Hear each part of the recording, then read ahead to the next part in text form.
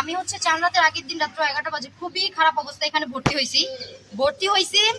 প্রথমত টিকিটের এখানে তো অনেক ভোগান্তি, ওইটা বাদ দিলাম। যেখানে গেছি আমরা ওইখানে যাওয়ার পর এক জায়গায় বসায়া প্রায় 20 থেকে 25 মিনিট শুধু ঘুরাইতেছে।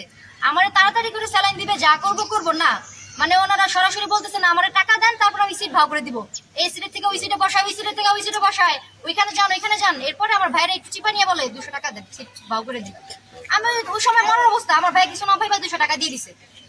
তারপর কিছুক্ষণ পরে urine test, creatinine level test, আর একটা টেস্ট। এই টেস্টগুলোর জন্য একজন লোক এসে বলতেছে 2800 টাকা দেন, হ্যাঁ টেস্টগুলো করে দিব। তো আমার আম্মু পাও ভাঙা, আমার আম্মু মানে দৌড়াদৌড়ি করতে পারবো না, 2800 টাকা দিয়ে দিছে। উনি বর্ষাকালে নিয়ে আসছে। তারপর আমরা শুনি যে এই টেস্টের দাম নাকি মাত্র 400 টাকা। তারপরে ব্যাপার না, আমারও যদি সঠিক চিকিৎসা দেয়, আমাকে স্যালাইন দিছে, প্যারাসিটামল দিতেছে, অথচ আমার সমস্যা হচ্ছে কিডনি।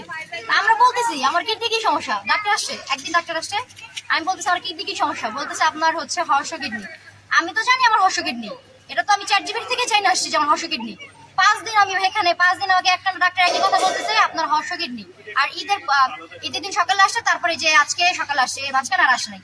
ওনারা নাকি ছুটিতে বেড়াইতে গেছে, ওনাদের ঈদ আছে, ওনাদেরও সব আছে, মামলা আছে, আমরা রুগীরা মরে যাবো, ব্যাপার না। হ্যাঁ, এর মাঝখান দিয়ে যে নার্সগুলা এত বাজে ব্যবহার করতেছে। আমার হচ্ছে যে রক্ত বের হয়ে যাইতেছে, নার্স ডাকতেছি, রক্ত বের হোক, আমরা কি করব? আমার স্যালাইন শেষ, বন্ধ করে বসে থাকেন, আমরা কি করব? আমি বমি করতেছি, মরে আমার কাছে আয়সা বলতেছে, আমার আমাকে বলতেছে ও কি মরছে, ও তো মরে নাই, আমরা ভাত খাবো তারপর ওরে আমরা ইনজেকশন দিব। ইনজেকশন স্টকে ভরা, আমার আম্মুরা ইনজেকশন কিনে আনছে, কি বলে ইনজেকশন কিনে আনলে গর্জ থাকবে, হ্যাঁ বারবার ইনজেকশন চাবে না। তারপরে এই যে এই জিনিসটা, এটার নাম কি জানি না, খুব সম্ভবত স্যালাইন সেট এটার নাম। এইটা আমারে বলে কিনে আনতে, আপনি এটা কিনে আনলে আপনার গর্জ থাকবে, আপনি এটা যত্ন করে রাখবেন, সরকার থেকে দিলে গর্জ থাকবে না। আমি যে 5 দিন ধরে আসছি, আমার বালিশের কভারটা চেঞ্জ করে দিল না, আমার যে বেডটা চেঞ্জ করে দিল না। আমি একজন রুগী, আমার সাথে যে রুগীগুলোর বেডও দেয় না, বালিশও দেয় না। আমি ওয়াশরুমে গেছি, আমার হচ্ছে যে স্যালাইনটা নিয়ে গেছি, আমার স্যালাইন রাখার স্ট্যান্ড, আমার বালিশ, চাদর নিয়ে গেছে আরেক জায়গায়, আয়সা দেখি কিছু নাই। আমি তো রুগী, সিস্টারকে বলছে, সিস্টার বলতেছে দাঁড়ায় থাকেন, কিছু করবো কি বলবো, আপনি আমার চাকরি খেতে পারবেন, চাকরি খেয়ে দেখান।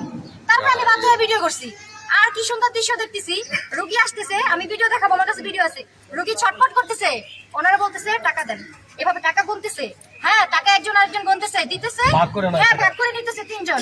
এগুলো কি ওয়ার্ড বয় নাকি খালা নাকি মহিলা? ঠিক আছে, এগুলো কি নাকি ঝাড়ুদার বুয়া? না, ওনারা কি আমি নিজেই জানি না, ওনাদের পরিচয় জিজ্ঞাসা করলে বলে আমরা সরকারি চাকরিজীবী। Channel M1